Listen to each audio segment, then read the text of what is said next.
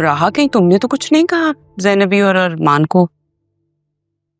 हो सकता है तुमने कुछ कहा हो जिसकी वजह से ज़ैनब और अरमान चले गए हों। भाई, तारा को वो बहन बनाकर लाई थी और ये सच किसी को बताया भी नहीं था। क्या पता कुछ बोला हो तुमने, याद करो। किसी से कुछ कहकर तो जाती, ऐसे कैसे चली गई? तुमने तो कुछ नहीं कहा।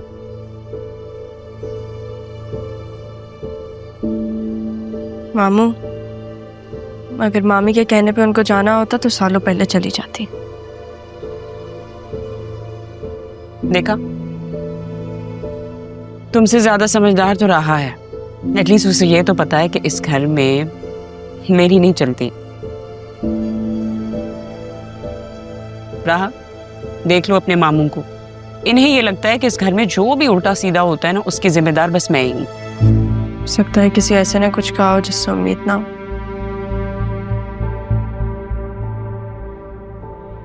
हेलो जी अदील साहब। ज़ैनब भी, आप कहाँ चली गई? हम सब परेशान हो रहे थे। हम वो असल में अदील साहब, मुझे एक जरूरी काम की वजह से घर छोड़ना पड़ा। मैं बस अरमान के साथ हूँ। घर छोड़ना पड़ गया? नहीं, मतलब किसी ने कुछ कहा है क्या आपसे? नहीं नहीं, मुझे किसी ने क्या कहना है। मैंने आपको कहा ना, मेरी अपनी मजबूरी थी। बस मैं अभी घर आई हूँ अरमान के पास। किसके? कौन? ज़ैनबी, ये है आपका घर। आप प्लीज वापस आइए। हम लोगों को आपकी जरूरत है। हम जुमे को राहा का निकाह कर रहे हैं। आपकी प्रेजेंस होनी चाहिए ना यहाँ पर। जी जी, बहुत मुबारक हो आप सबको।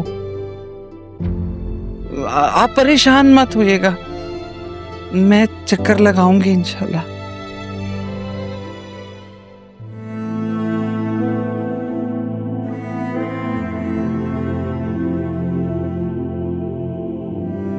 अब ज़ैनब, बहुत बहुत मुबारक हो। राहा का निकाह है और आपने जरूर आना है। मुबारक हो तारा। अब तो बेटी की शादी में मसरूफ हो जाओगी ना, क्योंकि तुम्हारी तो सारी फिक्रें दूर हो गई है ना। खैर मुबारक, लेकिन आपने जरूर शिरकत करनी है। आप ही ने तो राहा को बचपन से पाल पोस के बड़ा किया ना।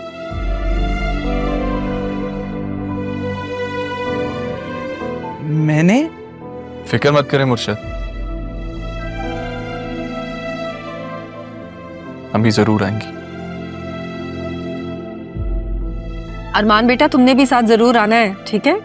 मुर्शद, मुझे शहर से बाहर जाना है, लेकिन अम्मी आएंगी, वादा मेरा।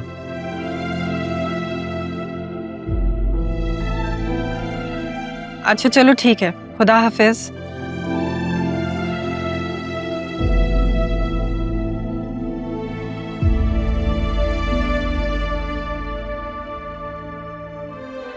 देख लिया आप लोगों ने?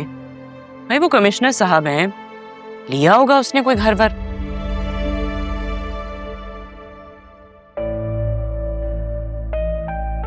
अदील, क्या ये पॉसिबल है कि इतनी जल्दी घर मिल जाए? अब पता नहीं मुझे इस बारे में।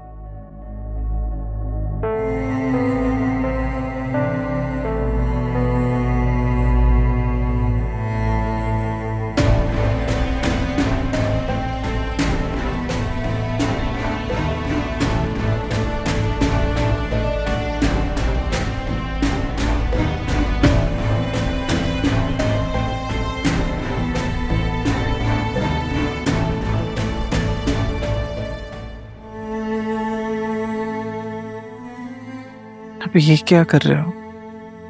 क्या कर रहा हूँ? बेटा, जब दिल टूटा हो तो छोटा मुस्कुरा कर नहीं देखते। ये हुनर भी तो आपसे ही सीखा है अम्मी, याद है? आप ही कहा करती थी कि शिकस्त से सीखना चाहिए, अपनी कमियों को पहचानना चाहिए, क्योंकि शिकस्त पे रोने वाले तो बुज़दिल होते हैं, कम हौसले वाले कभी कभी आगे नहीं बढ़ पाते।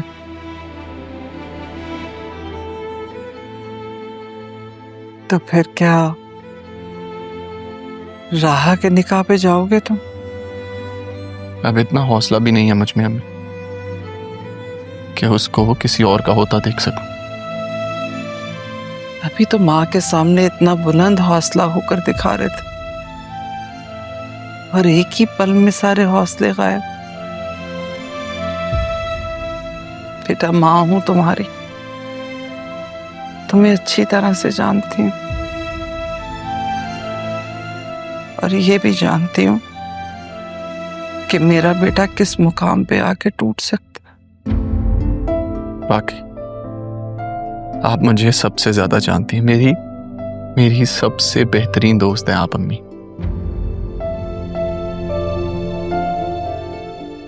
और हाँ, अब जब आप उनकी तरफ जाएंगी ना, तो अपनी हैसियत से बढ़कर तोहफा लेके जाइएगा,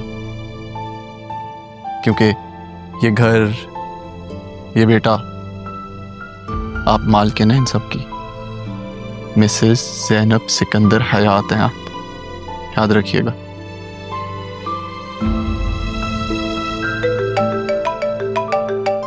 मैं, हाँ जुबैर,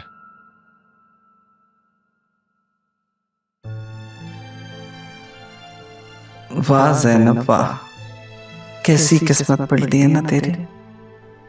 आसिया बेगम ने तो सिर्फ औकात याद दिलाई थी, लेकिन मेरे बेटे ने औकात के साथ साथ हैसियत में भी ऊंचा कर दिया मुझे।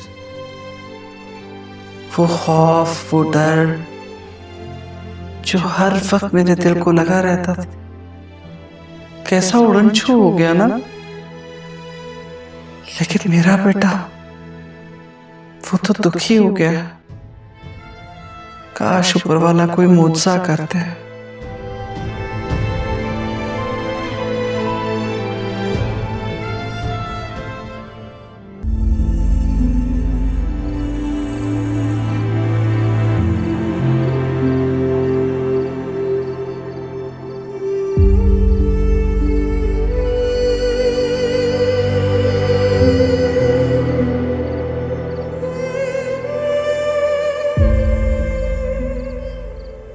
तुम यहाँ बैठी हो, मैं तुम्हें सारे घर में ढूंढ रही थी।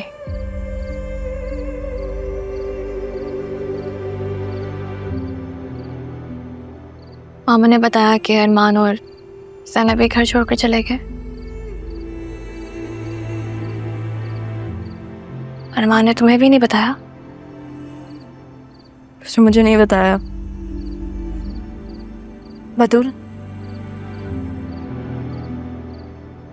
मुझे ये शादी नहीं करनी।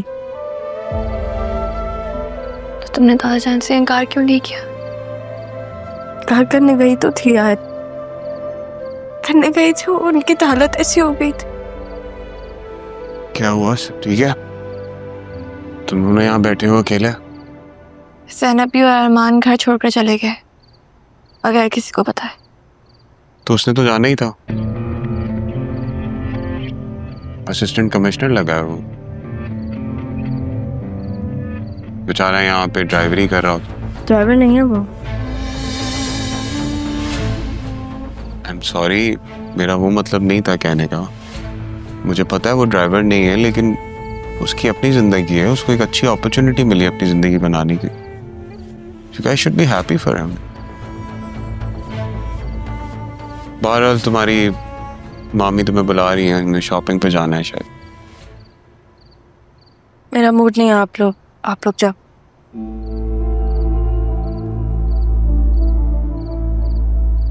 यार ये कैसी लड़की है, मेरा कैसे गुजारा होगा उसके साथ? तो सोच सोच के एंग्जाइटी हो रही है। ज़रियून, भी इतना कुछ गुजरा है उसके ऊपर, उसे वक्त है, समझ जाएगी, संभल भी जाएगी इंशाल्लाह। क्या वक्त लगेगा बताओ? मुझे तो पीछे सोच के बहुत डर लग रहा है। जिस तरह की लड़की है, बात बात पे पता नहीं कैसे एडजस्ट होऊंगा मैं इसके साथ। तुम भी तो हो, तुम इतनी अच्छी हो, इतनी स्वीट हो, मेरी रिस्पेक्ट करती हो, लेकिन जानो मुझे बहुत दुख हो रहा है। मैं बहुत बेबस फील करता हूँ कि मैं कुछ नहीं कर पा रहा हमारे लिए। सरियून, जब वक्त था तब आप राहा को इनकार करने पे मजबूर नहीं कर पाए। अब मैंने खुद को समझा लिया, बेहतर होगा कि आप भी खुद को समझा लें। मैं नहीं कर सकता था, मैं कैसे समझाऊं तुम्हें बतूल? तुम्हें लगता है मैंने कोशिश नहीं की होगी? जो तुम्हारी बातें हैं ना, ये मुझे तन्हाई में चुभती हैं। डैड ने भी बात करने की कोशिश की, उनको यही जवाब मिला कि दादा जान की आखिरी ख्वाहिश है कि मेरी शादी इसके साथ। I'm sorry। ऐसी बातें मत करें सरियून, मत करें ये सब बातें, वरना मैं खुद के साथ कुछ कर बैठूंगी। आपको पता है, मुझे लगता है कि जिंदा लोगों की खुशियां मरे हुए लोगों की ख्वाहिशों से ज्यादा अहम होती है, वरना जिंदा भी मुर्दों में शुमार हो जाते हैं।